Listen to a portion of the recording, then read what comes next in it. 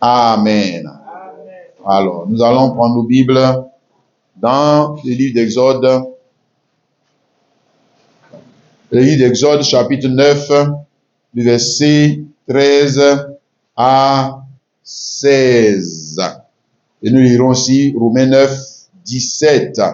Exode 9, 13 à 16. Alors je lis. L'Éternel dit à Moïse, lève-toi de bon matin et présente-toi devant Pharaon. Tu lui diras, ainsi parle l'Éternel, le Dieu des Hébreux, laisse aller mon peuple afin qu'il me serve. Car cette fois, je vais envoyer toutes mes plaies contre ton cœur, contre tes serviteurs, contre ton peuple, afin que tu saches que nul n'est semblable à moi sur toute la terre. Si j'avais étendu ma main et que je t'eusse frappé par la mortalité, toi et ton peuple, tu aurais tiré de la terre. Mais je t'ai laissé sucer afin que tu vois ma puissance et que l'on publie mon nom par toute la terre. Romains 9, 17, il a dit, car l'Écriture dit à Pharaon, la même Écriture, car l'Écriture dit à Pharaon, je t'ai suscité à dessein pour montrer en toi ma puissance, afin que mon nom soit publié par toute la terre. On dit Amen. Alors, ce matin, nous allons parler de Dieu au pluriel suscité à dessein. Dieu au pluriel suscité à dessein. Voyez, parce qu'ici, il est question, bien sûr, de Pharaon, roi d'Égypte, dont lui là, on dit qu'il a été suscité à dessein. Hein? Mais nous allons voir que ce n'est pas seulement lui seul qui a été un Dieu, parce que on va voir Pharaon, c'est Dieu, le Dieu des Égyptiens. Et ce n'est pas lui seulement qui a été Dieu suscité à dessein. Il y a aussi plusieurs personnes, mais dans notre âge, qui sont des dieux qui ont été suscités à dessein, c'est-à-dire que pour accomplir le dessein de Dieu, pour accomplir le plan de Dieu, hein, Dieu les a suscités, Dieu les a élevés, hein, à un rang qui n'est pas celui du commun des mortels. C'est pour ça qu'on dit qu'ils sont dieux.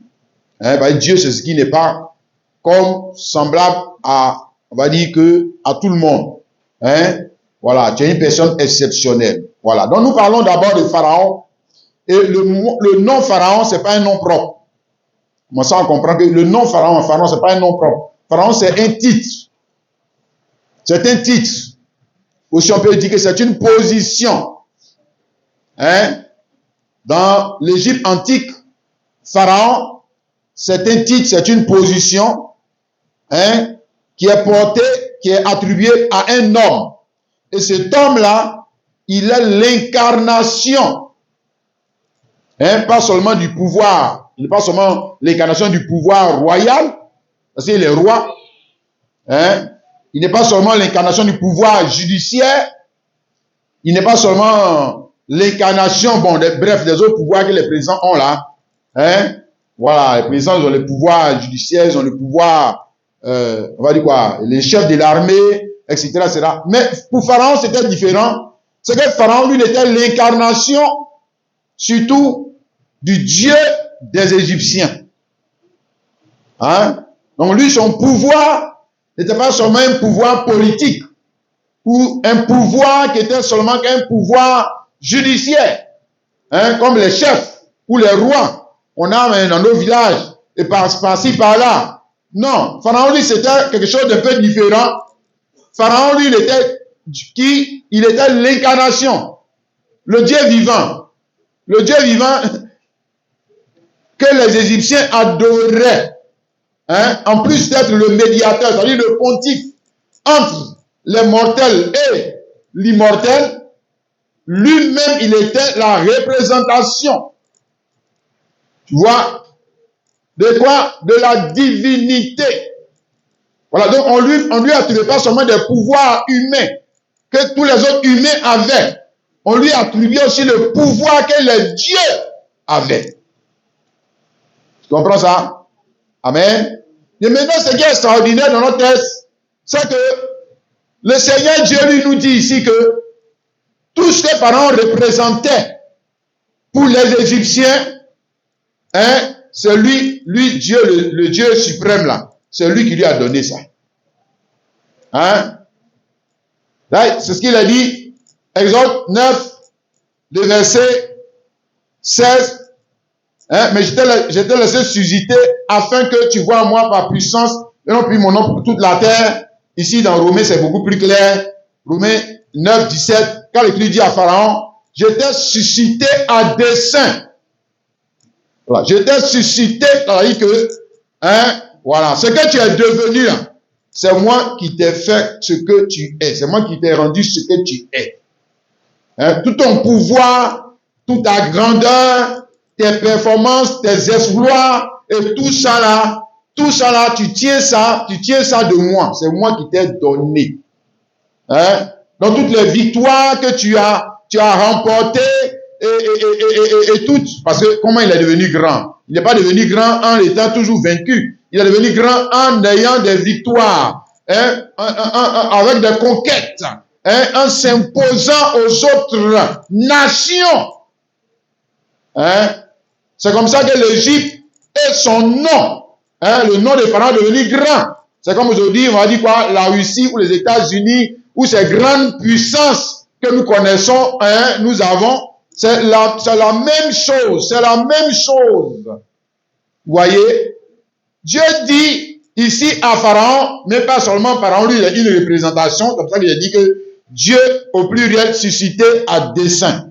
Parce que Pharaon, il n'est que, quand tu dis, au-delà de Pharaon, tu dois voir tous ceux qui ont été élevés en dignité et dont leur règne est comme pour Pharaon. Hein? Voilà. Ils tiennent ça de qui? Et ils ne tiennent pas ça seulement d'eux-mêmes. Le diable même qui a été élevé à telle enseigne que la Bible dit que, hein, dans la tentation, Jésus-Christ a dit que tous les royaumes de la terre, ça m'appartient. Et je donne ça à qui je veux. Ah, qui lui a donné cette autorité sur le royaume de la terre? Libre Pharaon, tu vas voir d'où est venu, on va dire quoi, son élévation et sa domination. Hein? Mais aussi, je dis que c'est pareil. Hein, parce que Pharaon, lui, c'était un homme, c'est pas un esprit. Pharaon n'est pas un esprit. Wow, les démons, tout ça. D'accord, mais nous, on descend au niveau des hommes qui dominent d'autres hommes. Hein? Ils tiennent leur autorité de qui? Hein? Va dire, en général, on dit le diable. Mais diable, même si on va encore là-bas, diable aussi tient de qui? Voilà, donc tu te remontes toujours à qui? Au Dieu suprême. Quelqu'un comprend ça? Il dit Amen et Amen. Amen et Amen. Alors, nous allons voir qu'en réalité, voyez-vous, il y a un seul vrai Dieu. Nous connaissons le Dieu véritable. Mais ce Dieu véritable, voyez-vous, il est celui aussi qui a suscité d'autres dieux et c'est à dessein. Hein? C'est à dessein. Pour accomplir son dessein. Lui, son dessein. Son plan. Alléluia. D'accord. Nous commençons aussi par définir même Dieu. Dieu, c'est quoi? Quand on dit Dieu, Dieu, c'est pas, comment on dit ça? C'est pas un nom propre. Dieu aussi, c'est un titre. Dieu, c'est un titre. Dieu, c'est une position. Dieu, c'est ce qui est un objet d'adoration. Hein? Tout ce qui est objet d'adoration, c'est Dieu. Donc, si le micro là devient ton objet d'adoration, le micro devient ton Dieu. Voilà. Si ta femme ou tes enfants sont ton objet d'adoration, c'est que ta femme, tes enfants, ce sont ton Dieu. Bon, donc, l'objet d'adoration, il peut être un être vivant comme une chose. Hein? Voilà. À qui on voue un culte extrême. Ça veut dire que la chose là, ça peut être une pierre. Mais cette pierre là, tu ne la considères pas comme les autres pierres. Pourquoi? Ah, tu dis que tu n'es pas idolâtre, mais alors la pierre là, pourquoi tu ne la considères pas comme les autres pierres? C'est que la pierre là fait partie, si tu as un autre Dieu, c'est que la pierre là fait partie aussi de tes dieux. C'est que tu n'as pas un seul Dieu. Ah, pourquoi tu ne considères pas ce morceau de bois comme les autres morceaux de bois? Ça veut dire que ce morceau de bois, en plus que toi tu dis que tu adores le vrai Dieu, je ne sais pas comment tu lui donnes le nom, mais c'est que le morceau de bois là aussi fait partie de tes dieux. Hein? Tu as compris ça? D'accord. Donc, tout ce qui a été élevé en dignité, à qui on voue un culte, une vénération, un amour extrême, est quoi? Est Dieu. C'est ça qu'on appelle Dieu.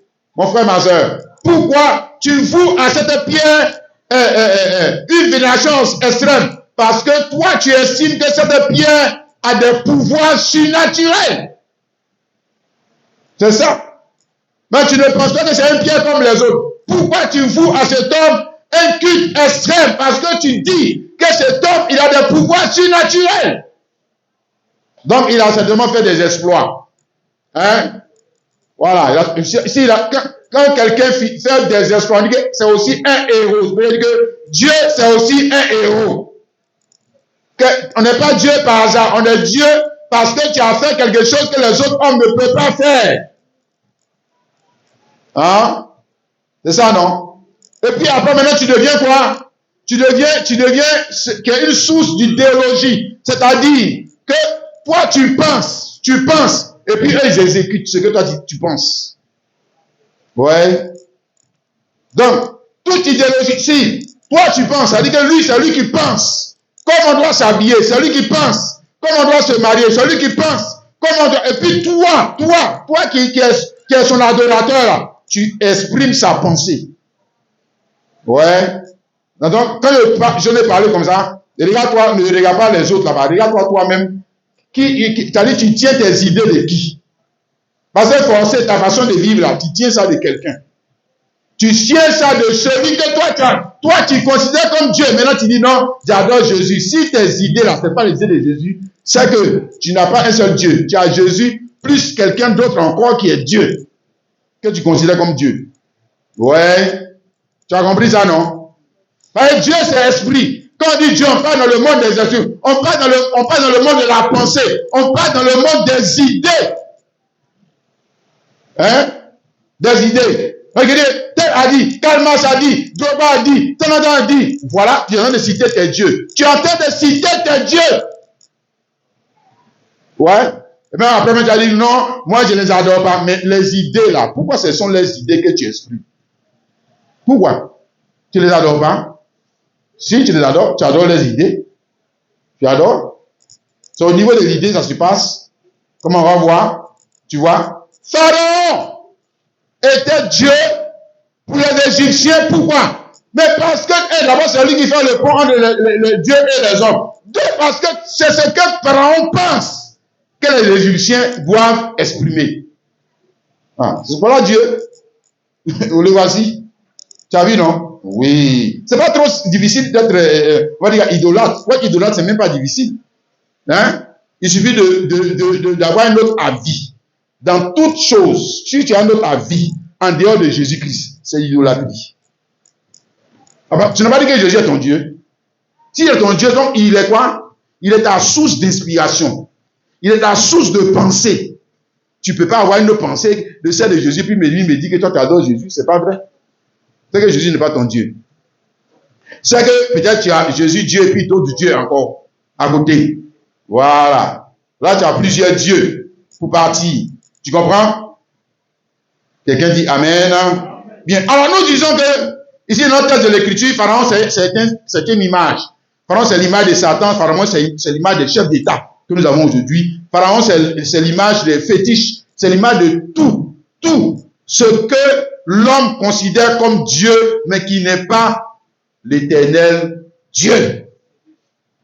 Et pourquoi il le considère comme Dieu? Parce qu'il a vu dans ce temps ou dans ces choses des performances qui l'ont impressionné. Maintenant, Dieu te dit que le gars là, que tu regardes comme Dieu là, les performances qui l'ont impressionné là, c'est moi qui ai fait de lui Dieu. C'est moi. Mon Dieu, c'est moi qui ai fait de lui Dieu. Hein? Tu vois, non, le mystère, non? Oui. Dis, c'est moi qui ai fait de tous ces gens là, c'est moi qui ai fait Dieu. Je l'ai fait Dieu dans un but. Maintenant, nous allons voir le but. Le but pour lequel il a fait Dieu, hein, nous avons ça dans Romains 9, 17. J'étais suscité à dessein. Maintenant, moi je mets ça au pluriel. Je les ai suscités à dessein. Satan, les démons, les gens là, que tu regardes et tu admires là, je les ai suscités à dessein. Regarde. 1. Pour montrer en eux ma puissance. Bon, maintenant, restons sur Pharaon, sur moi, puis tu vas bien comprendre. Donc, Pharaon a été suscité à dessein pour que l'Éternel Dieu montre en lui, 1. Sa puissance. 2. Que Pharaon soit un instrument pour faire connaître lui son nom. Pas le nom de Pharaon. Non, pas le nom de Pharaon. Lui l'Éternel Dieu, son nom.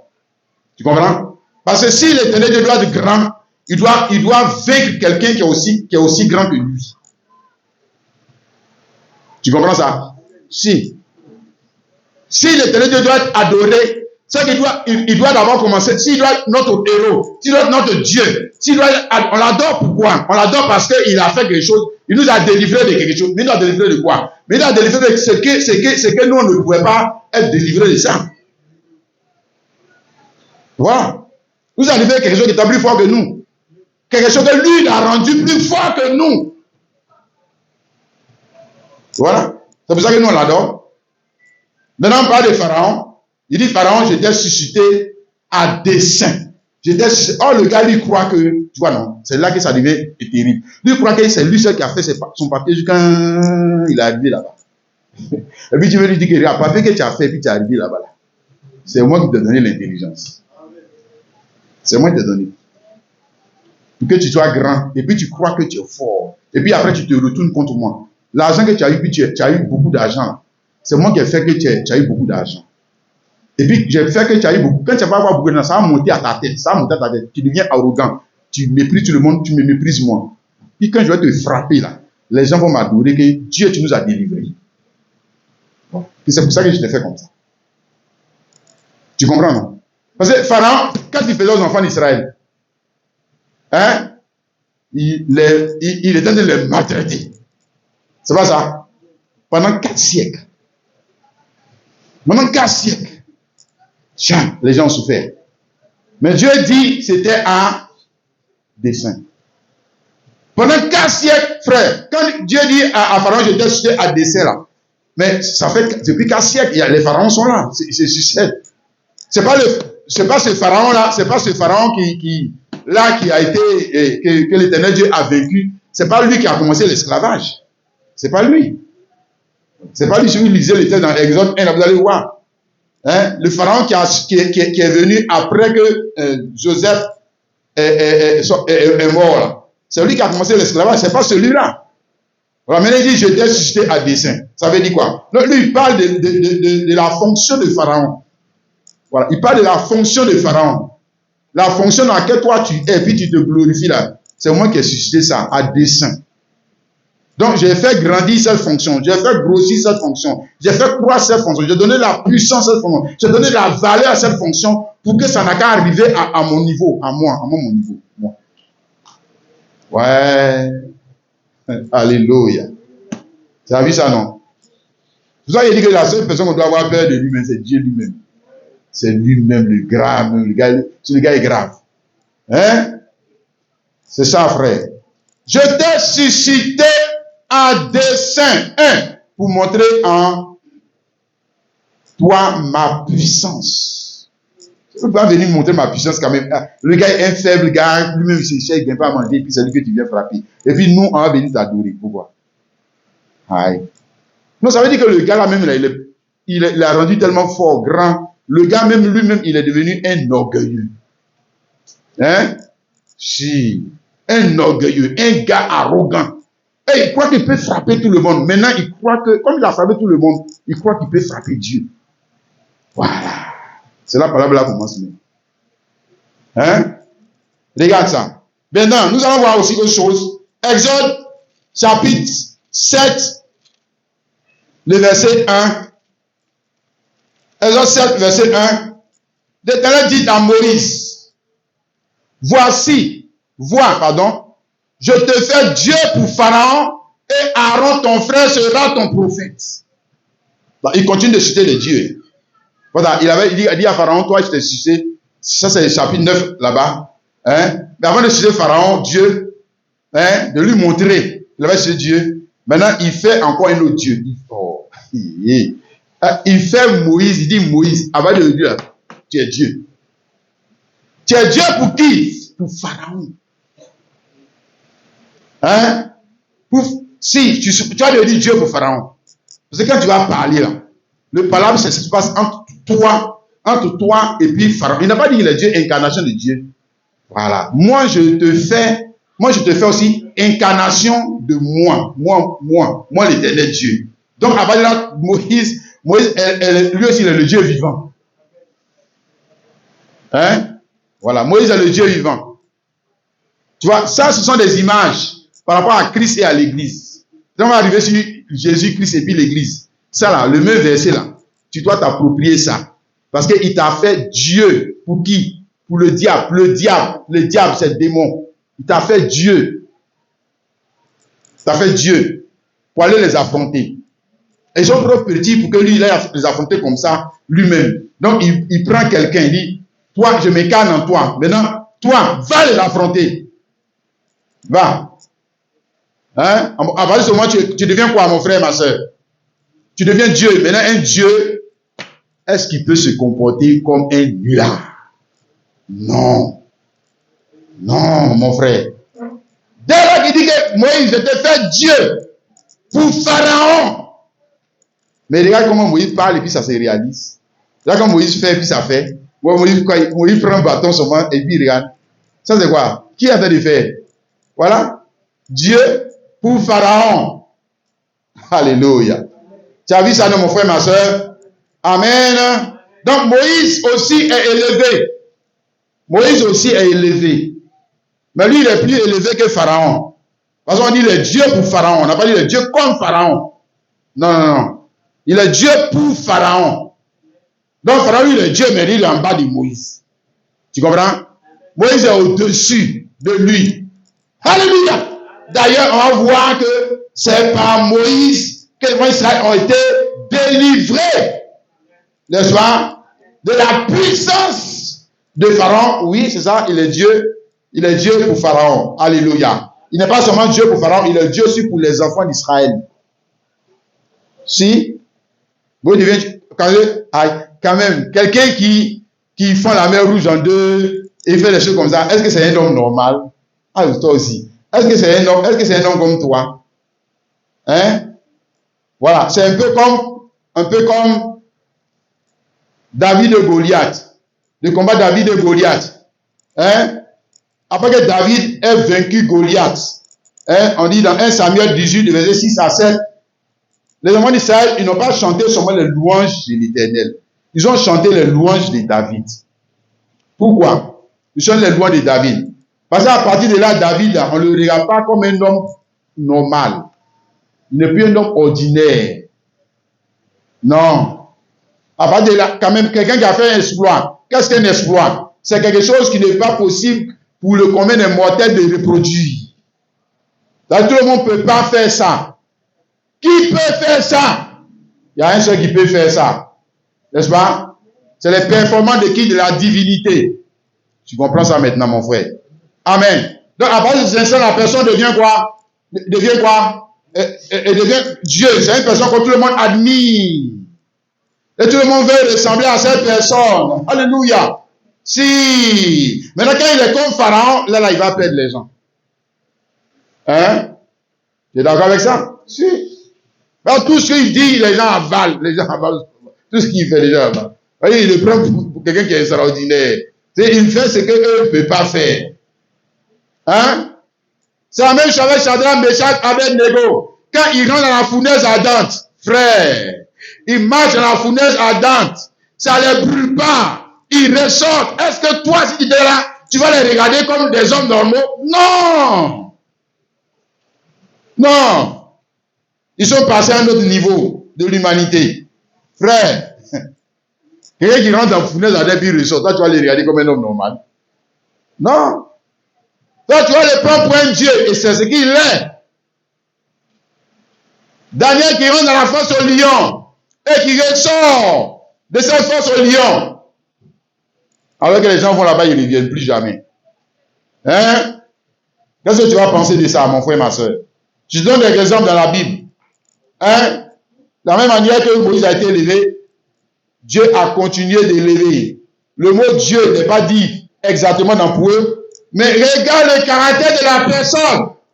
Après l'épreuve, après le combat, dans lequel, en temps normal, il doit rester dedans. Il revient en tant que qui maintenant? Hein? Amen. Et maintenant, ça c'était des images. Et nous allons entrer dans la réalité. Là, voilà. Et l'Éternel Dieu avec Moïse, l'Éternel Dieu avec David, l'Éternel Dieu avec Shadrach, Meshach, Abednego, l'Éternel Dieu avec Daniel, l'Éternel Dieu avec Joseph. On aurait pu aller là-bas aussi, tout ça, mais ça va nous prendre du temps. Mais c'était des images de qui? Jésus-Christ. Et de qui? Et de toi. Et de toi. Hein? C'était des images qu'on nous montrait de l'élévation. Comment Jésus-Christ allait être élevé avec son église. À quel rang? Dieu. Dieu. Amen. La Bible dit que Jésus est quoi? Le chef suprême de l'église. Ici, Éphésiens, chapitre 1, le verset 22 à 23. Chapitre 1, le verset 22 à 23. Il a dit, il a tout mis sous ses pieds. On parle de Jésus-Christ. On a mis tout sous ses pieds. Mais ce n'est pas seulement lui. Toi aussi. Puisque quand tu fais partie de son corps, si on a mis tout sous les pieds de la tête, c'est qu'on a tout mis aussi sous tes pieds. Sous tes pieds. Hein? C'est-à-dire qu'on te montre ta position, hein, dans ce monde. Par rapport au pharaon de ton temps. Pharaon de ton temps. Hein? Les rois de ton temps, les hommes élevés de ton temps, les hommes élevés en dignité de ton temps, les hommes qu'on crée dans ton temps, même les esprits mauvais, etc., etc. On te montre toi ta position. Toi, ta position est en Christ. N'est-ce pas? Celui, hein, qui a toutes choses sous ses pieds. Satan, les démons, les trônes, les autorités, etc., c'est aussi sous tes pieds. Voilà. Et il a donné pour chef suprême à l'église. Donc, c'est Jésus, il est le chef suprême.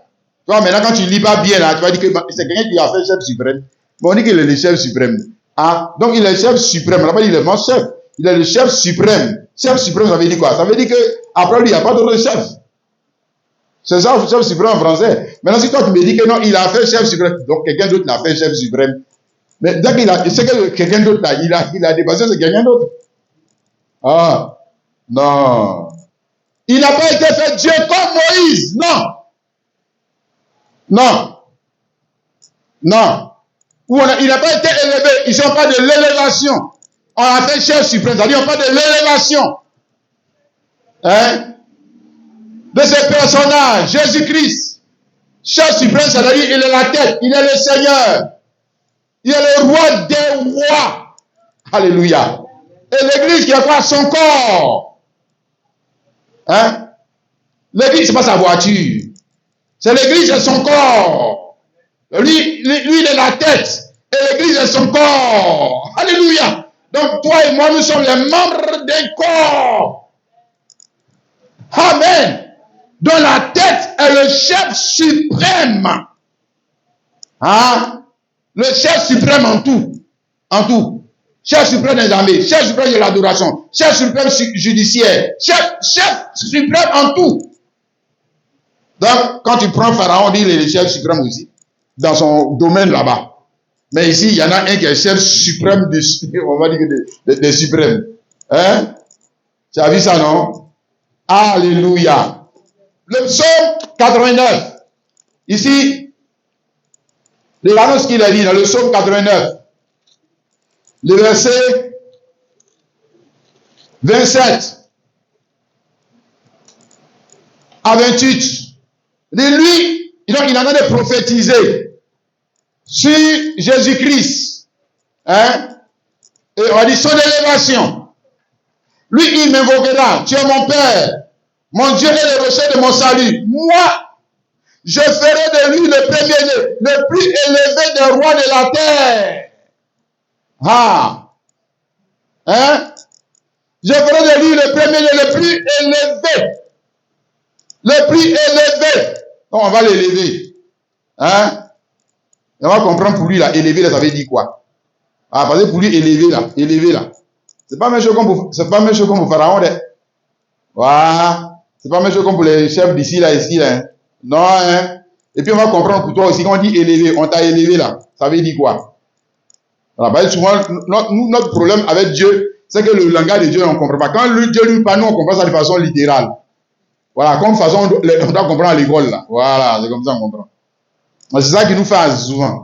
Quand tu dis je t'ai béni, le gars dit attends qu'on va te donner Rolls Royce avec une grosse maison, tout Abidjan va être pour lui. C'est comme ça qu'il est la gobie. Maintenant, quand il prie, il ne voit pas gros maison, tout ça, il dit que non, Dieu ne bénit pas. Si, il va dire t'as béni. C'est le mot là que tu n'as pas compris. Ah, si, c'est le mot que tu n'as pas compris. Toi, tu as envoyé ça ailleurs. Non, c'est pas de ça qu'il lui parle. Tu vois?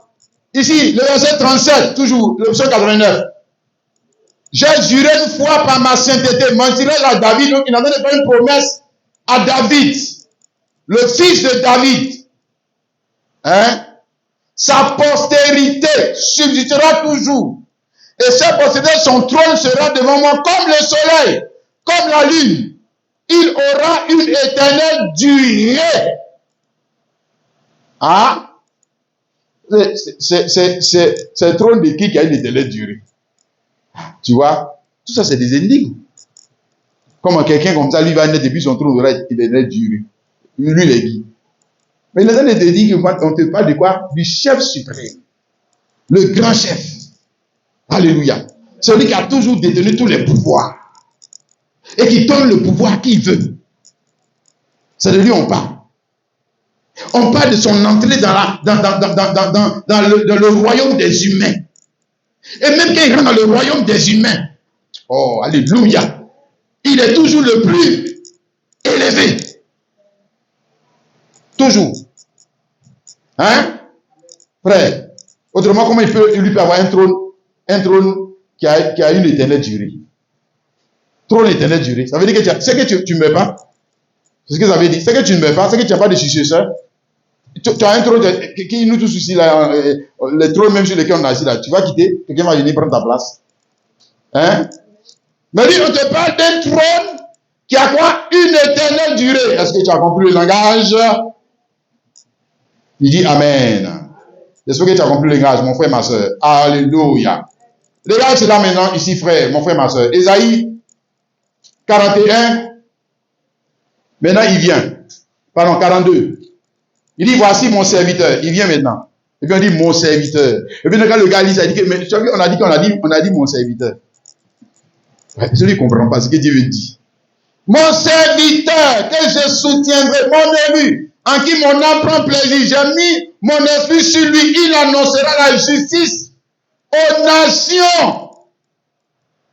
Mon serviteur. Alléluia. Si tu veux aussi, on peut dire mon fils. Parce que le fils est un serviteur. Hein? Oui, on peut tout dire ça. Même si tu veux, on met encore. Mon fils, que je soutiendrai. Etc. N'est-ce pas? Mais on parle ici du serviteur par lequel Dieu va nous rendre le service. Parce que ici, le serviteur, c'est qui rend le service? C'est Dieu qui rend le service. C'est Dieu qui rend le service. Aïe. Il va te rendre un service comme c'était avec Moïse. Mais comme avec Moïse, c'était pas bien parlé. Parce que quand il a dit, Moïse, je te fais Dieu, ça veut dire que c'est lui qui va venir rendre le service. C'est-à-dire libérer les enfants d'Israël. Sinon, Moïse, est-ce que Moïse est sauveur? C'est lui qui est le sauveur. D'accord. Donc, lui, il a besoin seulement d'utiliser Moïse, son serviteur. Tu es d'accord? Amen. Mais ici, c'est différent parce qu'on va voir que le serviteur et puis Dieu n'ont pas deux noms différents. Pour Moïse, il y avait l'éternel Dieu et Moïse. L'éternel Dieu et Moïse. Tu as compris, non? Voilà, donc c'était deux noms. C'était deux personnes différentes. Ici, le serviteur là. Et puis Dieu, c'est le même nom. Hein? Tu dis pas bien Amen? Tu dois dire bien Amen. Alléluia. Parce que c'est Jésus le Christ. C'est pas ça? L'homme qui est en même temps Dieu. Ou Dieu qui est en même temps homme. L'homme qui est en même temps serviteur et Dieu. L'homme qui est en même temps Seigneur et serviteur. Ouais. Tu as vu ça, non? Ouais. Il vient maintenant rendre le service. Là-bas, le service, c'est un physique. C'est un lutte physique. Maintenant, il vient rendre le service qui est spirituel.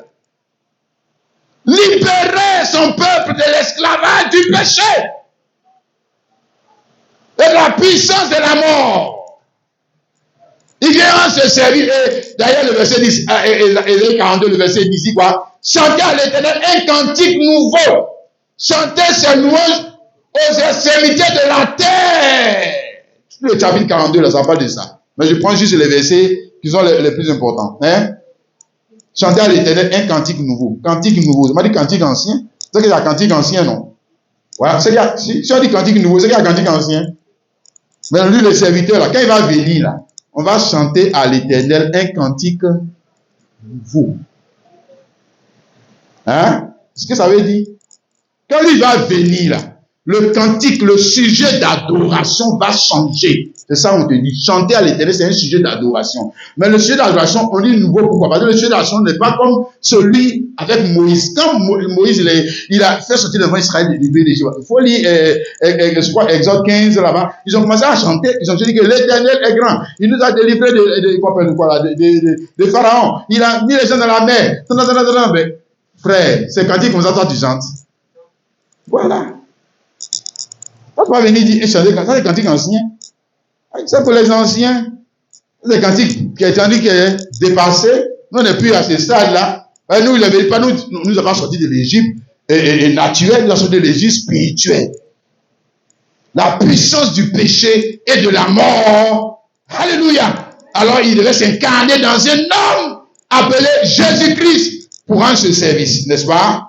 Ici, nous avons ça dans Apocalypse chapitre 5, à partir du verset 9.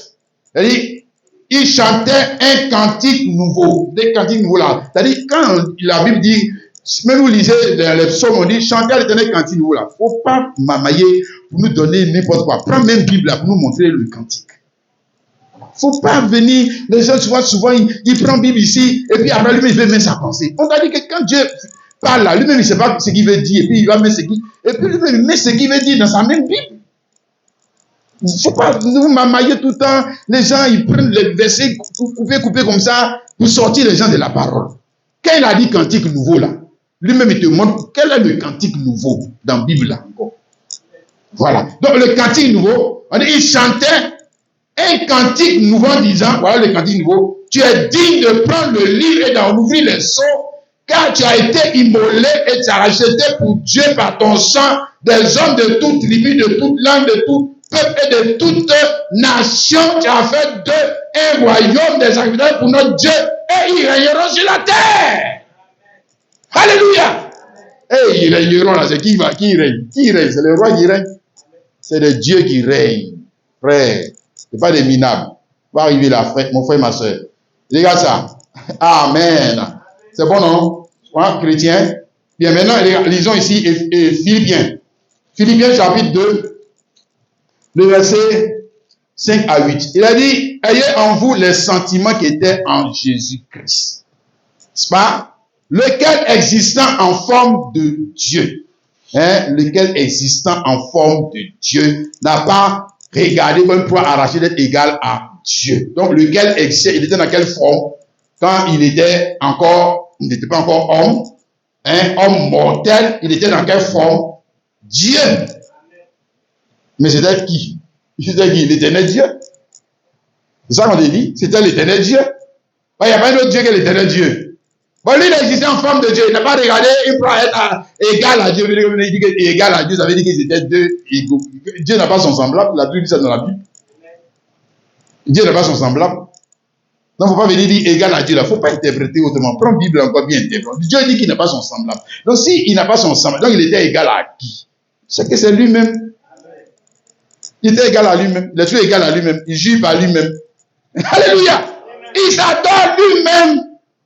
Il dit que Jésus adorait qui? Il me dit, s'il fait cela. Mais Jésus même là, quand il est sur la terre, il adorait qui? Il dit, mais Jésus s'adorait lui-même. Et puis il entend des dire, évidemment, toi tu n'es pas dans le sacré. Tu ne peux pas comprendre.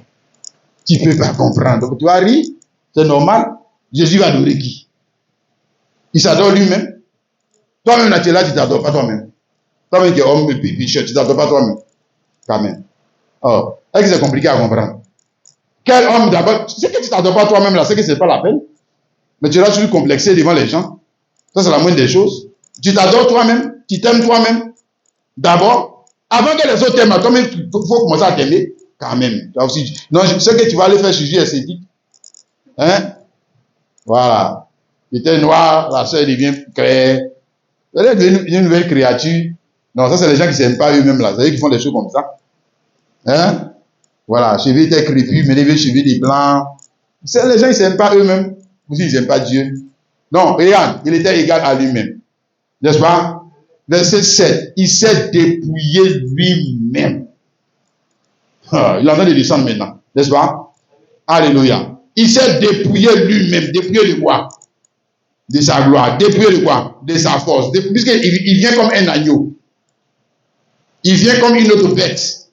Il vient avec un autre caractère. Il laisse le caractère de lion. Il vient avec un autre caractère. Alléluia. Bah, il ne vient pas pour te tuer. Il vient pour te sauver.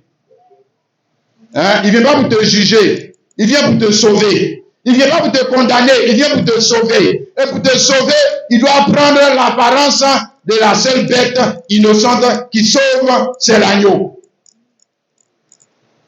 C'est pas? Donc, il se dépouille lui-même en prenant la forme. Regarde la forme qu'il prend. Quand il se dépouille lui-même, il vient parmi les hommes là. Il prend la forme de serviteur. Et dans le verset, on dit que esclave, devenant semblable aux hommes, ayant paru comme un simple homme. Alléluia. Hey, regarde, quand il vient, il ne devient pas comme Pharaon. Non. Il ne devient pas comme Salomon. Non. Il ne devient même pas comme Moïse. Non. Il descend plus bas que Moïse. Plus bas. Plus bas même encore. Regarde, frère. Toi-même, là, tu as beaucoup d'habits. Lui-même, il avait un seul habit. Toi, tu as maison. Lui n'avait pas maison. Et là où lui descend. Hein? Tu as dit, Dieu t'a pas béni. Toi, tu as l'argent. Lui n'avait pas l'argent. Hein? On dit, il s'est fait pauvre. Quand il s'est dépouillé complètement pour descendre. Regarde, lui, il descend. C'est ça la différence. Notre Dieu, là, le gars, lui, il va toujours. Oh, le gars est fort. Lui, il fait toujours le contraire. Hein? Il a fait de descendre, non? On dit, verset 8, il s'est humilié lui-même. Qui va l'humilier? C'est lui-même qui s'est humilié. Ce n'est pas les hommes d'Israël qui l'ont humilié sur la croix, c'est lui-même qui s'est humilié. Il s'est humilié lui-même. Sinon, eux peuvent l'humilier. Eux peuvent l'attraper. Eux peuvent le crucifier. Non. Donc lui, il s'humilie lui-même. Alléluia. Oh, c'est formidable.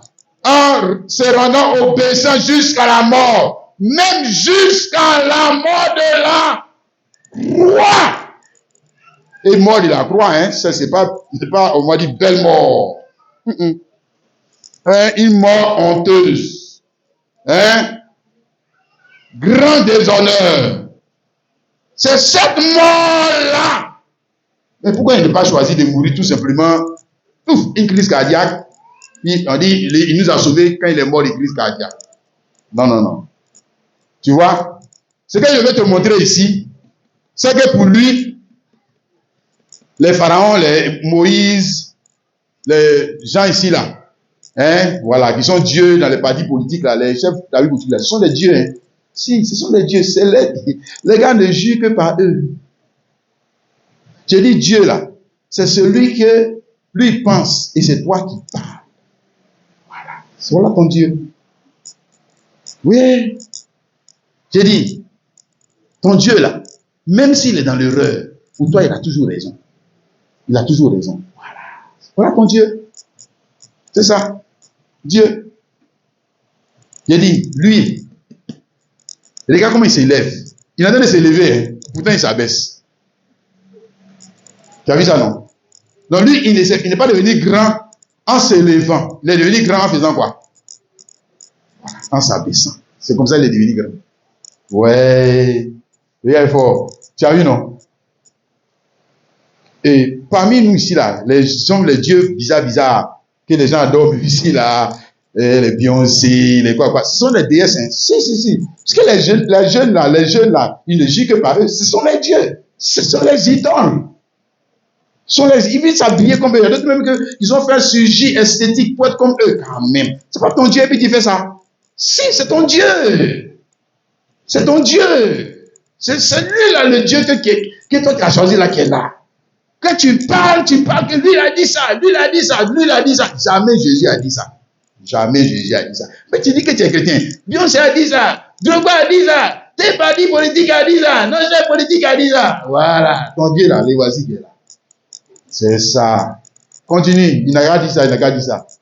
Où ton Dieu va partir là. Parce que chacun va où son Dieu est où. Voilà. Où ton Dieu va finir là. C'est là-bas toi aussi tu vas finir. Ouais. C'est ça. Regarde. Lui, il est en train de devenir grand en s'abaissant. En s'abaissant lui-même.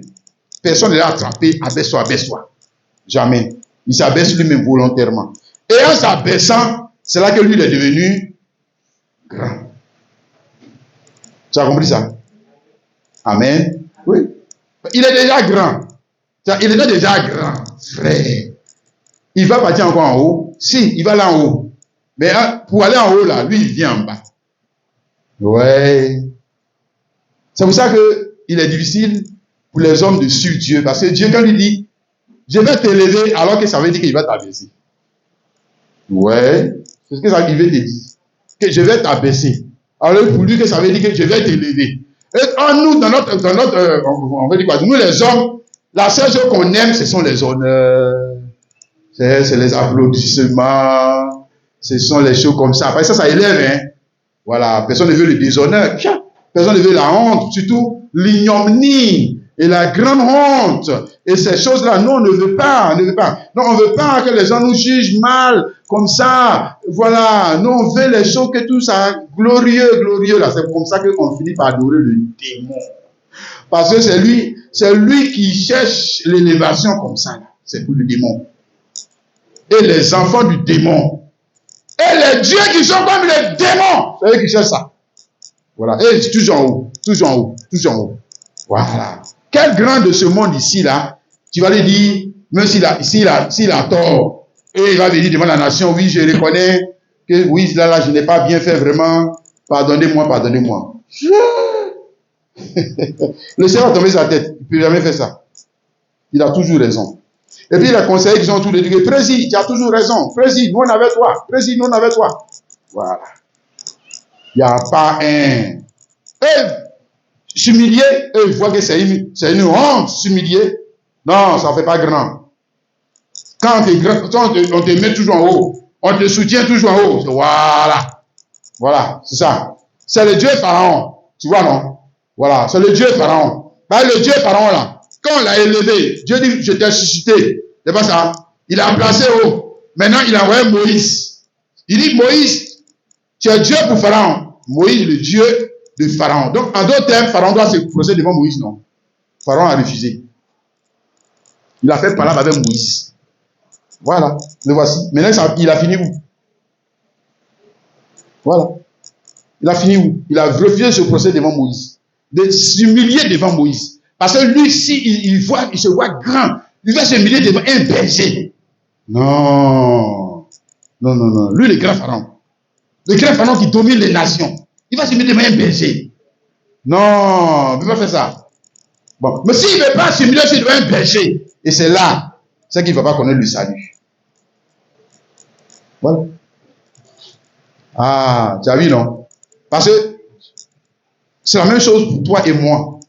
Hein? Il nous a fait Dieu pour les gens de ce monde, les grands de ce monde-là. Tu es le Dieu. Mais si on lui peut accepter ça, toi, tu dors où même? Et puis toi, tu es mon Dieu. Et tu vas parler la parole, et puis il va s'humilier. Que oui, je reconnais que ce que je suis en train de faire, ce n'est pas vrai. Que petit, on dirait que tu connais Dieu, hein? Il faut bien m'enseigner, Dieu. Lui va faire ça. Lui, il attend peut-être le prêtre catholique qui vient avec la. Oh mon Dieu. Il veut quelqu'un qui est grand.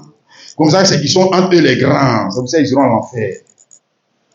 Tu comprends? C'est pour ça que la plupart iront à l'enfer. À moins qu'ils fassent quoi? Comme le vrai Dieu.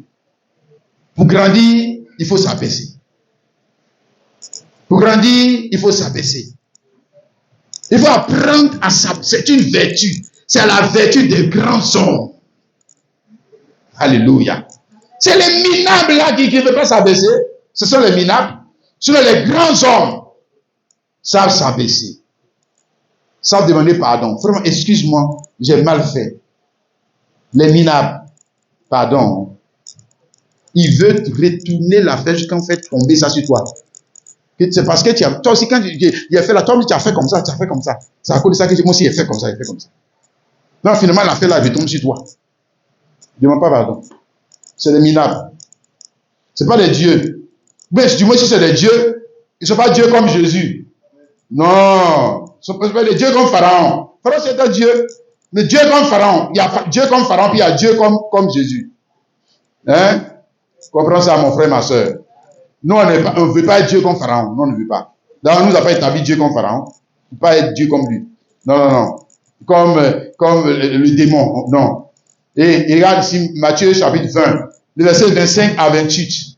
Il a dit, Jésus les appela et dit, vous savez que les chefs des nations les tyrannisent. Et c'est vrai.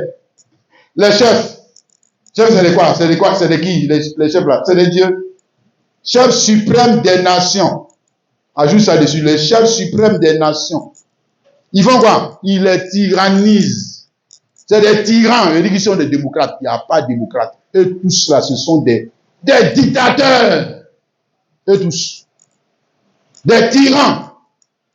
Si. C'est Jésus qui le dit. Il dit, vous savez que les chefs des nations les tyrannisent. Et que les grands les asservissent. Vous les connaissez, les dieux là. Et ce n'est pas des dieux bonheur. C'est les dieux malheur. Ce n'est pas des justiciers. C'est le Dieu comme Pharaon. Le cas, s'il est ton Dieu, tu vas pleurer, lui s'en fout. D'ailleurs, c'est lui-même qui te fait pleurer. C'est lui qui te fait gémir. Toujours. En train de faire gémir le monde. En train de faire gémir les gens.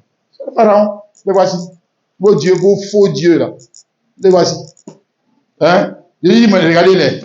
Mais il n'en sera pas de même au milieu de vous. Quiconque veut être grand parmi vous, qui soit votre serviteur. Comme moi. Maintenant quand il a fini de dire ça. Et qui va être premier parmi vous, qui soit votre esclave. C'est ainsi. Voilà. Et puis il fait la comparaison avec lui. C'est ainsi que le Fils de l'homme est venu, non pour servir, mais pour... Non pour être servi, pardon. Mais pour servir et donner sa vie comme la rançon de plusieurs. Dis, regardez-moi. Bon, il ne vous a pas dit que je suis votre Dieu. Mais regardez comment moi j'ai été élevé. Vous voulez être élevé, bon, devenez aussi serviteur. Yeah. Est-ce que les gens veulent ça dans l'église aujourd'hui? Non, tout le monde veut être patron. Tout le monde veut être chef. Pas serviteur. Lui, il cherche l'église des serviteurs. Lui-même, il est serviteur. Il est le premier, le serviteur suprême de son église. Et les membres de son corps sont tous des serviteurs. Alléluia. Amen. Pour faire quoi? Connaître son nom. Tu as compris ça, non? Amen. Regarde, ma soeur et mon frère, de quoi nous sommes en train de parler ce matin. Ici, Philippiens. Encore, nous allons revenir. Philippiens chapitre 2, le verset 9 à 11. Philippiens 2, le verset 9 à 11. Il a dit que c'est pourquoi aussi Dieu l'a souverainement élevé. Hein? Et lui a donné le nom qui est au-dessus de tout nom, afin qu'au nom de Jésus, tout genou fléchisse dans les cieux, sur la terre, sous la terre, et que toute langue confesse que Jésus-Christ est Seigneur à la gloire de Dieu le Père. Alléluia. Amen. D'accord, nous sommes en train de parler de son dessein qu'on a vu en Pharaon là-bas. Voilà ça maintenant. Bien parlé. Hein? Son dessein, c'est de se faire grand. Lui-même, là, il veut être grand. Dieu, pas Pharaon qui veut être grand. Non, c'est Dieu lui-même qui veut être grand. Voilà. C'était ça son dessein. Hein? Être grand. Ou alors, hein, se donner un sujet de louange et d'adoration qui le rend plus grand. Hein? Tu as compris ça, non? Si. C'était Dieu lui-même. C'est son dessein, c'était son plan. Comment il va se donner un sujet d'adoration qui le rend plus grand? Hein? Plus grand que quoi? Le nom de l'Éternel. Si on dit qu'au nom de Jésus, le nom de Jésus a été élevé au-dessus de tout autre nom. C'est pas ça. Quels sont ces noms? Le nom de l'Éternel, hein? Le nom de Jéhovah, le nom de Elohim, le nom de Yahvé Shikenu, le nom de Yahvé Nissi. Alléluia. Tu cites le nom, vous venez, on dit le nom de Jésus au-dessus. Donc Dieu avait en dessein de mettre le nom de Jésus au-dessus de lui-même ses noms. Ouais. C'est pas le nom de Pharaon, c'est le nom de Jésus. C'était ça son dessein. Amen. Et puis de donner un sujet d'adoration qui le rend comment? Grand. Qui le rend plus grand que quand on l'adore dans l'éternel là-bas. Il n'est pas satisfait. C'est ça qu'il t'a montré ça en symbole là-bas. Il Pharaon, j'étais sujet à dessein pour que on monte ta puissance et puis mon nom va être grand. Bon, c'était le nom de l'Éternel. N'est-ce pas? Voilà, maintenant si on te dit ici que le nom de Jésus a été élevé au-dessus du nom de l'Éternel, donc ça veut dire que ce que Dieu a fait là-bas, là, il ne pensait pas au nom de l'Éternel, il pensait au nom de qui? Voilà, il pensait au nom de Jésus-Christ. C'est à ce nom-là que lui pensait. Comment il va faire par la sagesse pour rendre le nom de Jésus plus grand? Plus grand. Alléluia. Quel nom? Tous les noms qui sont sur la terre. Comment il va faire? Hein? Il faut qu'il fasse quoi, non? Vu? Ici, il faut qu'il commence à s'abaisser. Hein? S'il veut aller en haut, il doit s'abaisser. Ouais, lui, il a choisi ça, abaissement. Amen. Pour faire quoi? Quand il s'abaisse, c'est pour se mesurer maintenant à l'adversaire. Hein, on a vu ça là-bas avec Moïse. Il dit, Moïse, je te rends Dieu. Maintenant, va te mesurer à l'adversaire. N'est-ce pas? Bon, maintenant, quand lui-même il s'abaisse, c'est pour faire quoi? C'est qu'il doit se mesurer à un adversaire que lui-même il a suscité. Lui-même il a suscité. Hein? C'est lui-même qui l'a créé. Il a créé cet adversaire, on va dire quoi? Invincible parmi les hommes. Personne ne peut vaincre cet adversaire. Personne. Hein, ou du moins, personne n'a pu le vaincre. C'est comme ça que Pharaon était. Invincible. Mais lui, c'est lui qui a monté à la tête. Alors qu'il était une image. Hein, il ne connaît pas le mystère de Dieu. Pareil pour Satan et les autres. Mais nous parlons ici de la vraie parole. Quelqu'un me saisit? Amen. D'accord. Ici, Hébreux chapitre 2, nous commençons à voir juste quelques points de ces adversaires. Hébreux 2, le verset 14 à 16, il dit, ainsi donc, puisque les enfants participent au sang et à la chair, il a également participé lui-même, afin que par la mort, il anéantit celui qui a la puissance de la mort, c'est-à-dire le diable, et qui délivre ceux qui, par la crainte de la mort, étaient toute leur vie retenus dans la servitude, car sûrement ce n'est pas des anges qui viennent en aide, mais c'est la postérité d'Abraham. Alléluia. Donc il y avait un adversaire dont tout le monde avait peur. Et ce qu'il en a dit, il dit qu'il délivre tous ceux qui, par crainte de la mort, étaient toute leur vie retenus dans la servitude. N'est-ce pas? Donc, il y avait Moïse là-bas, par crainte de Pharaon, ils étaient retenus dans la servitude. Hein? Ok? Maintenant, on parle du vrai Pharaon. Alléluia. Hein? Voilà, donc Pharaon était l'attribut de la mort. Pharaon, c'était la mort. Séjour des morts. Les enfants d'Israël étaient dans la mort et le séjour des morts. Égypte, là, c'est le séjour des morts. La mort et le séjour des morts. Tu as compris, non, mon frère, ma soeur? Amen. Il ne pouvait pas se dégager de Pharaon, n'est-ce pas? Et le vrai Pharaon, c'est qui? La mort. Qui peut le frapper? Quand on arrive là, tout le monde s'éteint. Ouais. Il met tout le monde au pas. Ouais, c'est ça. L'homme a peur. C'est un ennemi que personne ne pouvait vaincre. Hein? Et à cause de la peur de la mort, les gens étaient obligés d'adorer le démon. Ils ont peur. Hein, maintenant, la mort aussi, il y a quoi? On va dire aussi la souffrance, la pauvreté, mais tout ce qui est attribut de la mort. Tout ce qui est attribut de la mort. Voilà. Parce qu'on dit que on va prendre ton travail. Si tu n'adores pas le diable, tu adores le diable. Parce que tu as peur de mourir de faim, c'est toujours la mort. Voilà. C'est la peur de la mort amène l'homme à faire quoi?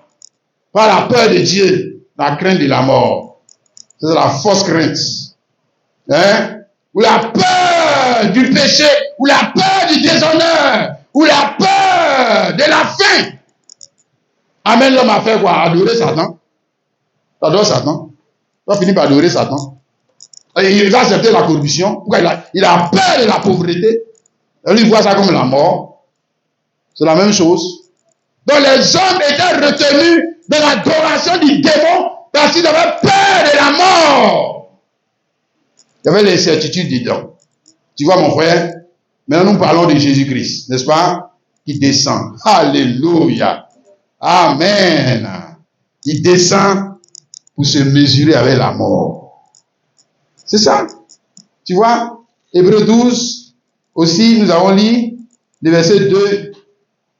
Ayant les regards sur Jésus. Nous avons les regards sur lui, le chef, le grand chef et le consommateur de la foi, qui, en vue de la joie qui lui était réservée, a souffert la croix, méprisé l'ignominie, s'est assis à la droite de Dieu, considéré en effet celui qui a supporté contre sa personne une telle opposition de la part des pécheurs, afin que vous ne vous lassiez point l'âme découragé. Vous n'avez pas encore lutté jusqu'au sang, pardon, vous n'avez pas encore résisté jusqu'au sang en luttant contre le péché et contre la mort. Il faut ajouter ça à Jésus. Alléluia. D'accord, nous montre ici comment il a vaincu la mort, il est allé à la croix, il a méprisé l'ignominie. L'ignominie, c'est la grande honte. Comme il a dit, l'homme n'aime pas la honte, il n'aime pas le déshonneur. Non. Qu'est-ce que l'homme va faire pour sauver son déshonneur? Il peut faire tout ce qu'il veut. Tout. Toutes les triandages. Toutes les mamailles. Il va faire pour sauver son déshonneur. Mais lui, il n'a pas mamaillé pour sauver le déshonneur. Il a méprisé le déshonneur. Alléluia. Parce que la mort à la croix, c'est pas une mort glorieuse pour l'homme. C'est une mort quoi, honteuse. Et c'est la mort comme que lui il a choisi. Ouais. Alléluia. C'est pour ça c'est un mystère. L'adoration de Jésus-Christ, on dit pour les Juifs, c'est un scandale. Pour les Grecs, c'est récemment de la folie. Les religieux, c'est un scandale. Et pour les hommes instruits qui sont là à l'école, on dit que c'est dans la mort de Jésus que vous avez le salut, que vous êtes des fous, vous êtes bêtes, vous là. Comment la mort de quelqu'un peut vous sauver? Que s'il pouvait vous sauver en temps normal, là, il se bat contre les gens là, et puis il vous sauve, comme pour Moïse là. La personne est morte et qui n'a pas sauvé les gens. Alors, est-ce qu'il a besoin de mourir? Voilà, c'est l'intellectuel. Ouais. Là, il ne comprend pas le mystère de Dieu. Alléluia. Et l'évangile sera toujours un sujet de scandale et de folie pour celui qui n'a pas la connaissance de Dieu. C'est toujours quelque chose de bizarre. Pour lui, tu as compris ça, mon frère, ma soeur? Amen. Nous parlons de le moyen par lequel nous avons été sauvés, n'est-ce pas? Alléluia. Amen. Maintenant, nous avons été sauvés. Regarde maintenant ce qui est intéressant. C'est quand il nous sauve, comme Moïse allait sortir du pays de l'Égypte, il nous sauve pour faire de nous des quoi? Des dieux. Si, il nous sauve pour faire puisqu'on rentre dans son corps. Nous sommes des membres de son corps. Pour nous mettre dans le même combat que lui a mené pour remporter la victoire et pour arriver au stade de la divinité suprême et connaître cette adoration. Quand il te sauve là, toi aussi, il te met en face à ce même combat. Comprends ça? Alléluia. Tu as vu ça, mon frère, ma soeur? Regarde, on va voir cela ici. Éphésiens chapitre 6, le verset 11 à 12. Il a dit, répétez-vous de toutes les âmes de Dieu. Alors aussi, on parle d'âme. Âme, là, c'est pas pour s'asseoir à la maison. Âme, ça veut dire qu'il y a un combat. Tu es d'accord avec ça? Âme, ça veut dire qu'il y a une guerre. Donc, on t'a sauvé pour participer à une guerre. Alléluia. Que je vais appeler la guerre des dieux. Parce que c'est Dieu contre Dieu. Les dieux païens contre les dieux Jésus. Alléluia. Les dieux païens contre les dieux chrétiens. Parce que les chrétiens, ce sont des dieux. Ils sont des dieux comme Jésus. Tu as compris ça? Amen. Et on dit donc, frère, revêtez les armes de Dieu afin de pouvoir tenir ferme contre les ruses du diable. Car on pas lutter contre la chair et le sang. Voilà, maintenant tu montres les ennemis. Hein? Voilà, non, les dieux. Diable. Contre les dominations, les autorités, contre les princes du monde des ténèbres, contre les esprits méchants dans les lieux célestes. Et alléluia. Amen et amen. Pourtant, regarde, on va pas lire ça. Dans Colossiens chapitre 2, verset 14, on nous dit qu'il a dépouillé les mêmes gars là. Hein? C'est pas ça, il a dépouillé les... Bon, je vais lire ça pour toi, ça c'est beaucoup plus net. Voilà, comme ça, c'est beaucoup plus clair dans notre esprit. Voilà. On dit ici, il a passé l'acte dont les ordonnances nous condamnaient et il est là, et qui se contre nous, il est là détruit en les clouant à la croix. Il a dépouillé les dominations, les autorités, les a livrés publiquement en spectacle en triomphant d'elles par la croix. C'est pas ça? Donc il les a vaincus à la croix, n'est-ce pas? Mais on n'a pas dit qu'il les a détruits. Tu as compris ça? La seule chose qu'il a détruite, c'est la loi qui te condamnait, qui a été détruite. Mais les ennemis, là, il ne les a pas détruits. On dit, il les a dépouillés. Hein? Il les a dépouillés de leur pouvoir. Amen. Mais pourquoi il ne les détruit pas? Ah, tu vois, non, pourquoi? C'est la même chose avec Pharaon. Il avait dit ça à Pharaon. Je reviens ça ici encore. Hein? Voilà, pour que ce soit clair dans notre esprit. Ça veut dire ça à Pharaon. Voilà, il dit, verset 15, Exode 9, verset 15, si j'avais étendu ma main et que je suis frappé par la mortalité, toi, ton peuple, tu aurais disparu. Maintenant, moi, je ne parle pas des démons. Non. Il dit que si je détruis les démons, ils vont disparaître. C'est pas ça. Ça ne m'arrange pas. C'est ça qu'il est en train de dire à Pharaon.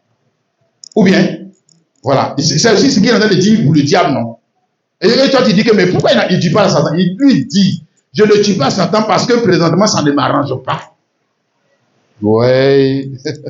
Et les démons, et les autres là, non, je ne les tue pas parce que ça ne m'arrange pas.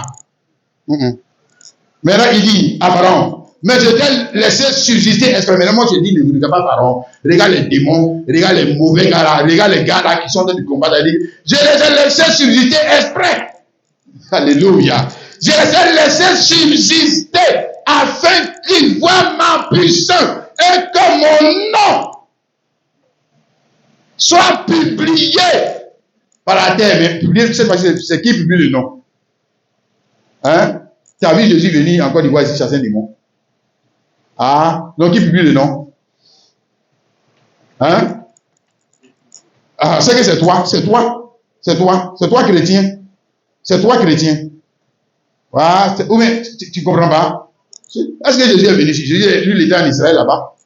Hein? Alors, il dit que son nom doit être publié par toute la terre. C'est pas ça? Par qui? Par qui? Ah, c'est son corps, il parle de son corps. De la même manière, ici, j'ai dit que Moïse était le corps. Moïse représentait l'église. Quand il dit Moïse, je te fais Dieu là, il ne parlait pas seulement de Moïse, il parlait des chrétiens. Tu as compris ça? Ouais, je te fais Dieu pour les démons, pour les sorciers, c'est-à-dire je te donne le pouvoir de marcher sur les serpents et les scorpions. C'est pas ça? Ou bien il n'a pas dit ça?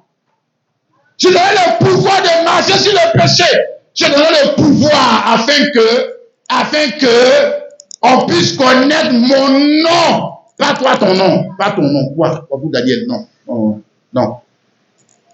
Mais pas le nom des catholiques, pas le nom des baptistes, pas le nom des assemblées de Dieu. Mais nous, là, au Dieu, là, c'est les noms là, on connaît.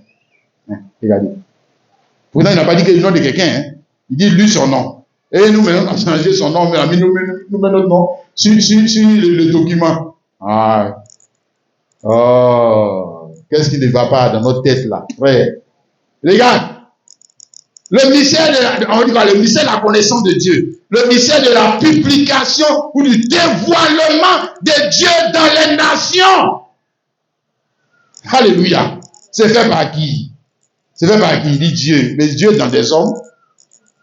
Dieu dans des femmes. Et quand Dieu rentre dans des hommes et dans des femmes, ces femmes-là deviennent quoi? Dieu. Oui, si. Car ce n'est plus toi qui vis, c'est Christ qui vit en toi. C'est Christ qui parle en toi. C'est Christ qui prie en toi. C'est Christ qui adore en toi. Et si quelqu'un veut rencontrer Christ, il doit te rencontrer toi. Toi. Pourquoi? Mais parce que tu fais partie du ministère, du mystère de la divinité. Oh, alléluia. Regarde, on ne parle pas de religion, c'est nous on a ramené la chose à la religion ici, théologie ici, là. Dieu, lui, il parle de plus grand que ça. Pas de plus grand que ça. Mais les théologiens, si on leur dit que non, les chrétiens sont des dieux. On dit que non, les chrétiens ne sont pas Dieu. Les chrétiens ne sont pas Dieu. C'est Dieu, il y a un Dieu suprême. Oui, il y a un Dieu suprême. Et les autres là, qui sont son corps, ils sont qui? Ils sont qui? Bon, et Moïse, il n'est même pas dans le sang de Jésus. On dit on a fait de lui Dieu. Et moi, qui suis dans le fait du sang de Jésus, je suis né du sang de Jésus. Et toi, tu vas me dire que non, je suis un simple homme. Évidemment, c'est pour ça qu'ils se comportent comme des simples hommes.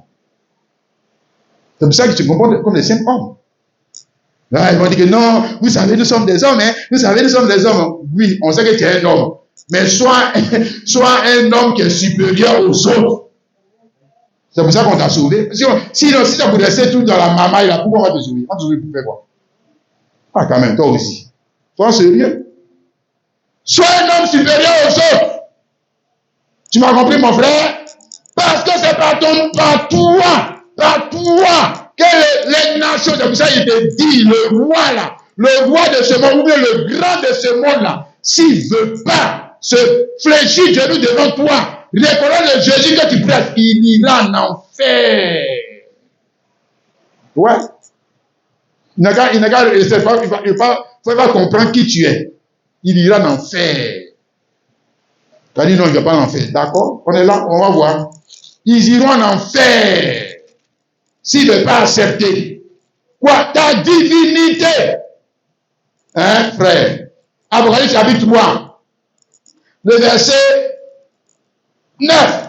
Il dit, voici, je te donne ceux de la synagogue de Satan. Il parlait de quoi? Synagogue de Satan, c'est qui? Il ne parle pas des juifs et pas des chrétiens. Il appelle synagogue de Satan. Vous voyez, ils appellent ça église. Lui, il appelle ça synagogue de Satan. Ça, c'est Jésus même qui parle. Qui se dit juif? Mais juifs là, c'est qui? Ce sont les chrétiens. Mais il dit qu'ils sont juifs. Il dit que c'est faux. Ils ne sont pas. Mais qui mentent. Voici, je les ferai venir se prosterner à tes pieds et connaître que je t'ai aimé. Il parle de qui?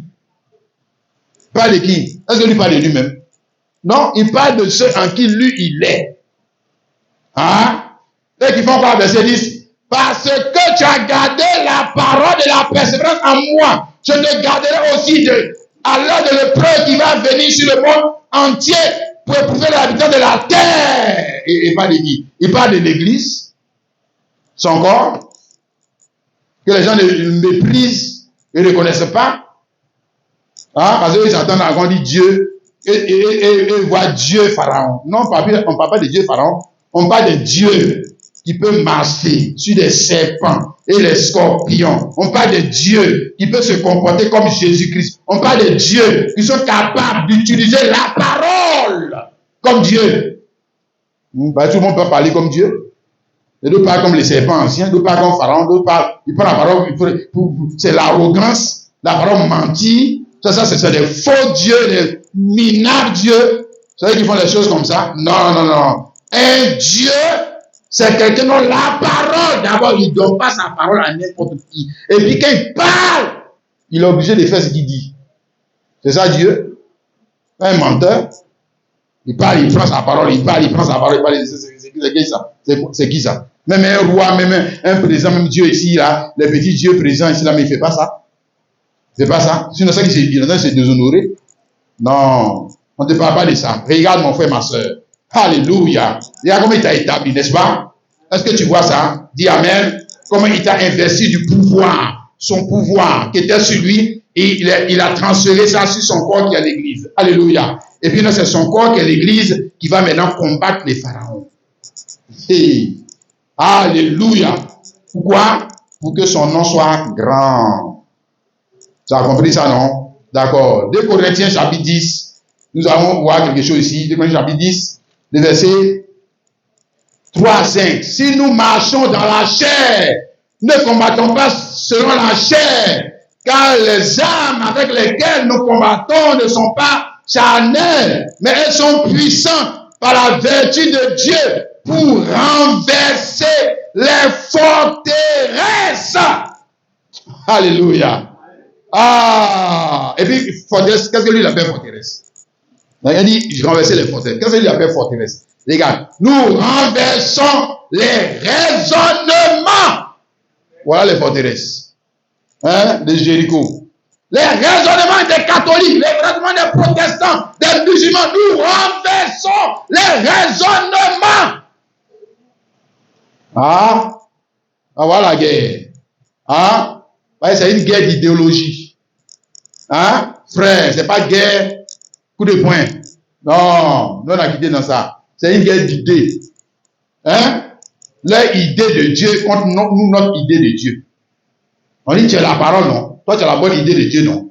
Voilà. Tu dois soumettre le gars là, le libérer de la pensée ou de l'idée démoniaque dans laquelle il est en prison. Parce que les gens sont emprisonnés dans des idées de démons. Si, je t'assure, c'est de ça que Paul en train de parler ici. Hein? Nous renversons les raisonnements. Et il va dire forteresse. Donc ils sont dans des forteresses. Et les forteresses, ce sont des forteresses pas physiques. Ce sont des forteresses de quoi? Des idées. Et là, sortir quelqu'un des idées païennes, c'est plus difficile. C'est plus difficile que de sortir quelqu'un du péché, même d'adultère. Si.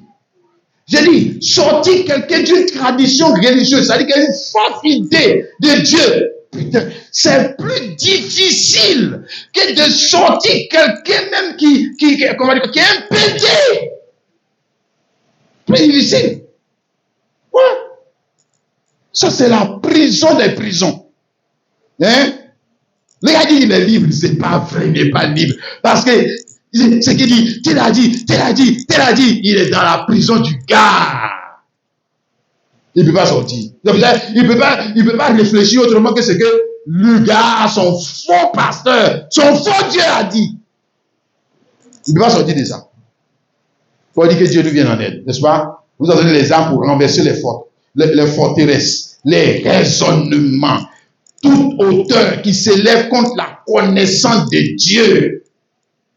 Toute hauteur qui s'élève, il doit de quoi? De la pensée, de l'idée que tu as de Dieu, du mariage, du sexe, de la prospérité là, qui est fausse. On veut te faire sortir de temps. C'est ça? C'est là où le palabre se trouve maintenant. Dans l'esprit des uns et des autres. Non, chacun a sa pensée, chacun a sa vérité, chacun a sa vérité. Là, encore c'est encore une autre prison dans laquelle le gars veut le faire sortir. Il est évident. Chacun a sa vérité. Depuis quand? Depuis quand la juge, chacun a sa vérité. Hein? Et nous emmenons toute pensée captive à l'obéissance de Christ. Nous emmenons toute pensée. Parce que l'homme est tel que sont ses pensées. C'est là que la conversion commence. Quelqu'un peut être assis ici, et puis mais ce qui est presse à lui, il ne conçoit pas ça, parce que la pensée du démon qui est en lui là n'est pas encore quittée. N'est pas encore quittée. Tant qu'il conçoit ça, il n'est qu'à s'asseoir là, tu vas beau presser. Quand tu finis de presser, il y a un seul raisonnement, et puis il balaie tout ce que tu as dit. Et puis c'est fini, et puis il reste tout dedans. Et puis il est tout en prison. Que Dieu lui vienne en aide. Que Dieu vienne en aide aux gens. Regarde mon frère. Pour Moïse là, Moïse, Dieu envoyé pour sortir le monde d'Israël d'une forteresse physique. C'est pas ça. Ils étaient esclaves de la pensée des pharaons. Qui les a mis esclaves? C'est la pensée de qui? Pharaon, non? Voilà. Donc les faire sortir de la pensée pour les emmener à la pensée de l'éternel Dieu. Pour les rendre captifs. Voilà. Donc il a été fait Dieu. Donc toi aussi, c'est pour ça que tu as été fait Dieu. Mais toi, pour toi-même, c'est encore plus Dieu. Tu n'es pas Dieu au rang même de Moïse. Moïse est trop petit. Moïse est trop petit. Son Dieu, là, lui, c'est trop petit. Nous, on est au Dieu du rang de Jésus-Christ. Voilà. Le Seigneur pour Moïse, là, Seigneur Moïse, là, c'est trop. Seigneur Moïse, Seigneur Abraham, Seigneur, eux, ils sont en bas de nous. Eux sont Seigneur en bas de nous. Nous, on est Seigneur Jésus-Christ. On est Seigneur dans la seigneurie de Jésus. On est Dieu dans la divinité de Jésus-Christ. Oh, alléluia. Amen. 1 Timothée chapitre 4, le verset 1, il dit, mais l'Esprit dit expressément que dans les derniers temps, quelques-uns abandonneront la foi pour s'attacher à des esprits séducteurs, à des doctrines de démons. C'est pas ça? Ça dit que, regarde, dans ce dernier temps, on n'a pas seulement affaire aux démons, on a affaire à quoi? Aux idéologies des démons. Ouais. Donc, tu peux chasser le démon, mais et son idéologie? On fait comment? Son idéologie de la manière de s'habiller, son idéologie de sa manière de se marier, son idéologie de sa manière de faire les rapports sexuels, son idéologie de la vie, tout court là, on fait comment maintenant? Dis non, là, on n'a qu'à laisser, on a chassé le démon, on laisse son idéologie. Non, on chasse aussi son idéologie, mais son idéologie, elle ne peut chasser que par la parole, la bonne parole. C'est ce qu'on appelle délivrance, conversion. Donc, j'ai quitté une idéologie dans laquelle j'étais enfermé. Et je passe à l'idéologie de Christ. Alléluia. Pour adorer Dieu, non pas selon moi, ma pensée, mais selon la pensée que Dieu a de lui-même. Ce que Dieu pense de lui-même, c'est ce que toi tu dois penser. Pas ce que toi tu penses de Dieu. Non, il ne peut pas devenir homme. Non, il ne peut pas mourir à la croix. Mais nous, on ne fait rien avec ça. Qu'est-ce que Dieu lui pense de ça? C'est ça qui nous intéresse. Toi, tes idées là, tes idées de Dieu païen, nous, ça ne nous intéresse pas. Comprends ça? Hein? Psaume, je vais me dépêcher. Le psaume 60, le verset 14. Il est dit ici, dans le psaume 60, le verset 14. Avec Dieu, nous ferons des exploits. Alléluia. Il écrasera nos ennemis. Alléluia. Hey, frère, c'est des paroles puissantes, n'est-ce pas? C'est des paroles qui te montrent qui tu es. D'abord, avant de combattre, il faut savoir qui toi-même tu es. Tu es qui? Tu as été fait Dieu pour Pharaon. Je te dis, tu as été fait Dieu pour tes amis. Comment un Dieu peut-il se comporter comme un être vulgaire? Regarde toi-même, ça ne va pas. Ça ne va pas. Comment une déesse peut avoir un comportement zazou? Non. Et puis, regarde, on dit ici, avec Dieu, on fait des exploits. Exploits, ça veut dire quoi? On fait des choses que le commun des mortels ne peut pas faire. C'est ça, exploit. Sans Dieu, sans Dieu, tu vas faire ce que tout le monde fait. Maintenant, toi, tu as appelé ça exploit. C'est pas exploit. Tout le monde peut mentir. Quand il est coincé là, tout le monde ment. Tu mens, non? Quand tu es coincé, non? Il n'y a pas d'exploit dedans. Tout le monde peut voler. Quand c'est chaud là, tout le monde vole. Toi, tu voles, non? Quand c'est chaud, tu voles, non? Voilà. Donc, tu n'es pas si extraordinaire que ça. Hein? Quand tu as commis une faute, et puis, normalement, tu dois dire, madame, vraiment, pardonne-moi parce que tu fais ton comment on va la dire, c'est le macho là. C'est garçon, toujours raison. Garçon, tout ça, c'est le traditionnel là. Garçon, toujours raison. Qu'est-ce que tu demandes pardon à la femme? Elle va manger si ta tête. Voilà. Donc, tu fais comme tout le monde, non? Voilà toi. Tu dis que tu es chrétien, non? Tu as vu? Voilà toi. Non. Ça, c'est Dieu Zazou. Hein? Dieu païen. Et pas, c'est pas d'exploit. Il n'y a pas d'exploit à ça. Est-ce qu'il y a un exploit à faire ce que tout le monde fait? Et puis, quelqu'un qui fait que tout le monde fait, pourquoi on va l'admirer? On va l'admirer pourquoi? Quand tu finis de faire l'exploit là, tu deviens quoi? L'objet d'admiration, l'objet d'adoration. Si, il ne faut pas le mot adoration va te fatiguer aussi. C'est même comme le mot Dieu. Il ne faut pas le mot adoration qui va te fatiguer, qu'on n'adore pas l'homme. Si, on adore. Les hommes qui font des bonnes choses, on les adore. On adore ce qu'ils font. Si, il ne faut pas le mot va te fatiguer. Il n'y a rien de blasphème dedans. Adorer là, c'est quand tu as allé te procès, maintenant tu dis, je vous salue Marie, c'est là que c'est mauvais. Non. Sinon, quand il a fait quelque chose qui est bien là, maintenant j'adore bien ce que le monsieur a fait là. Non, ça, je vais faire ça aussi. Voilà. Parce que c'est un espoir qu'il a fait. Ça, c'est la bonne adoration. Hein? C'est pas, si nous on adore dans ce sens-là. Hein? Mais la vraie adoration, nous la devons à Christ. Christ Jésus. Alléluia. Pour lui là, c'est. Bon, ou bien, regarde, je t'explique encore, pour ne pas que ça te choque, peut-être que ça va rester bizarre dans ta tête. Et la Bible dit que tu dois honorer ton père et ta mère, non? Tu n'honores pas ton père et ta maman. Hein? C'est pas ça. Tu honores aussi Dieu, non? Mais est-ce que c'est le même honneur que tu dois à ton père et ta mère, que tu le même honneur que tu donnes à Dieu? Regarde. Donc, le mot, faut prendre dictionnaire. Le mot honorer là, c'est synonyme d'adoration. Honorer, c'est synonyme d'adoration. Donc, il ne faut pas ça te faire peur. Honorer là, c'est ça qu'on fait à nos parents. On les honore. Quand même, aussi. Hein? Les honore. Mais on ne peut pas les honorer comme Dieu. Ah non. Hein? On honorer comme des chefs. On aura comme des dieux, on va dire au même, si tu veux même, mettons le mot Dieu, des dieux hommes. Homme, on t'a dit, objet, hein, qui doit recevoir l'honneur qui lui est dû. Hein? Même ici, le maire ou le président de la République, on doit l'honorer. Si demain il veut venir ici, il veut venir vous rendre visite, on va l'honorer selon son rang. Parce qu'il a un rang, on l'honore. Dans tout ce qui est un rang, on honore. Mais nous savons que la bonne manière d'honorer là où la parole est bien parlée là, ça c'est pour Jésus-Christ. Ça c'est pour Jésus-Christ, c'est pas pour les Branham, c'est pas pour les gens là. Non. On ne donne pas ça à quelqu'un, nous on donne ça à Jésus-Christ. Alléluia. Donc nous parlons de l'espoir, mon frère, ma soeur. Les gars, je vais terminer. Mon frère, ma soeur. Alléluia. L'espoir. Donc c'est que tout le monde ne peut pas faire. C'est ce que Moïse a fait. C'est pas ça, Moïse a fait espoir, non? Oui, Moïse a fait espoir quand il a fendu la mer aujourd'hui. Est-ce que tout le monde peut faire ça? Hein? On ne peut pas faire ça. Et puis l'autre aussi, Josué, il a fait exploit quand il a arrêté le soleil. C'est exploit. Hein? Voilà. Sa lampe déjà avait de l'eau. Quand ils sont rentrés dans la fenêtre, on a vu son ressorti. C'est exploit. C'est exploit. Daniel, quand il est entré dans la force au lieu, il est ressorti. C'est pas quoi? C'est quoi ça? C'est exploit. Dis Amen. Mais l'exploit là, l'exploit ils ont fait là, ça a sauvé qui? Ça a sauvé qui? Hein? Ah, tu as vu? L'exploit ils ont fait là, ça a sauvé qui? Qui a été sauvé avec l'exploit? Personne.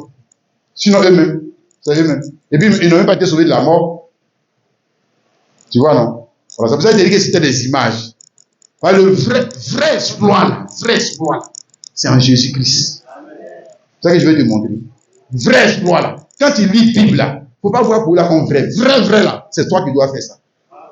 Alléluia.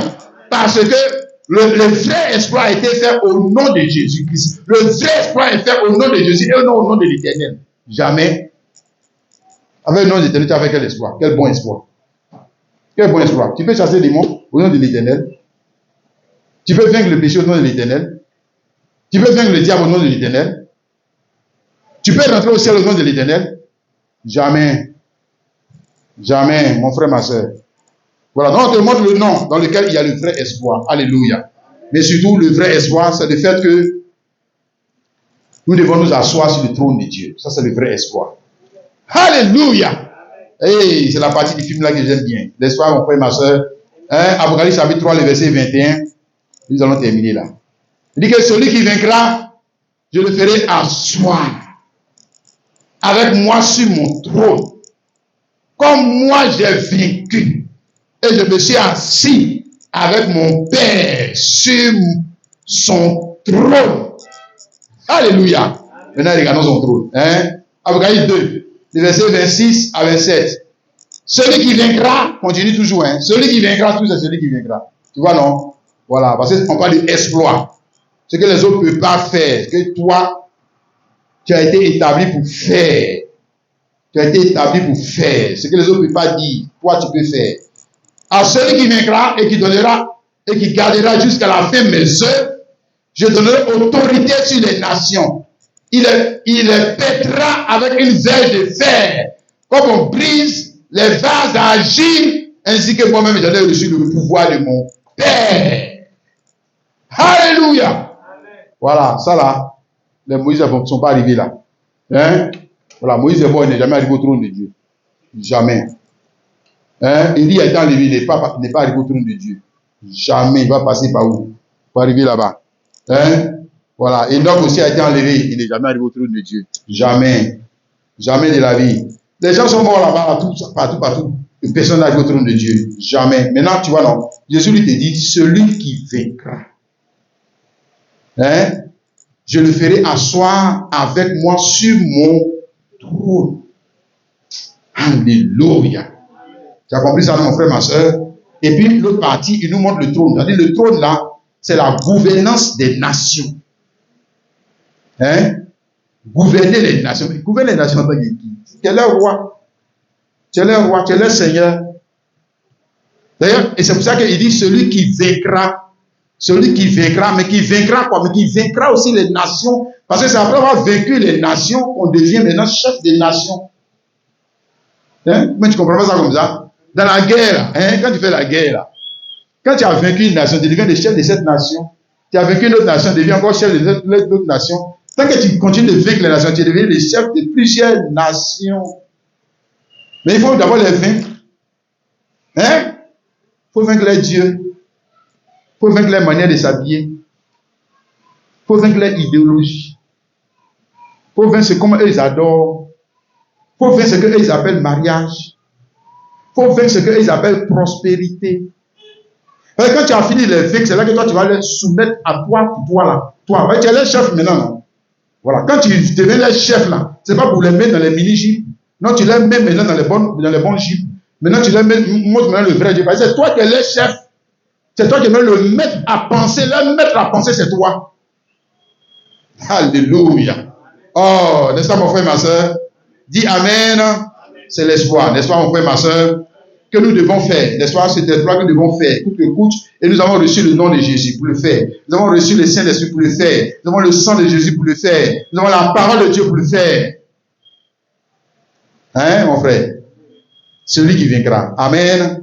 Ça veut dire aussi que tu dois, qu'on a laissé exprès des combats pour toi. C'est ce que ça veut dire, celui qui vaincra. S'il n'y a pas de combat, non, on ne va pas dire celui qui vaincra. Ça veut dire que Dieu, il y a des démons là, que Dieu n'a pas liés à cause de toi. Alléluia! Il y a des situations que Dieu a laissé pourrir à cause de toi. C'est la même chose comme pour Pharaon, non? 4 siècles. 4 siècles. Dieu a laissé la situation pourrir, pour montrer en lui sa puissance. Amen. À cause de qui? Moïse. À cause de Moïse. Moïse devait être Dieu puis vaincre. N'est-ce pas, mon frère? Maintenant, tu dois montrer que tu es un Dieu, n'est-ce pas? Tu es un Dieu. Alléluia. Tu es un héros, n'est-ce pas? Tu es un vainqueur. Amen. Et que dans ce temps de la fin, ce que les autres ne peuvent pas faire, toi, tu es censé faire. C'est ça un héros. C'est ça un Dieu. C'est ça un homme qui fait des exploits. Et quand il finit de faire l'exploit, et puis tout le monde le regarde avec admiration. Dieu, non, il est fort. Ouais. Amen. Que Dieu nous aide, mes bien-aimés. Alors nous allons nous arrêter là. Nous allons nous arrêter là. Nous allons chanter ce chant.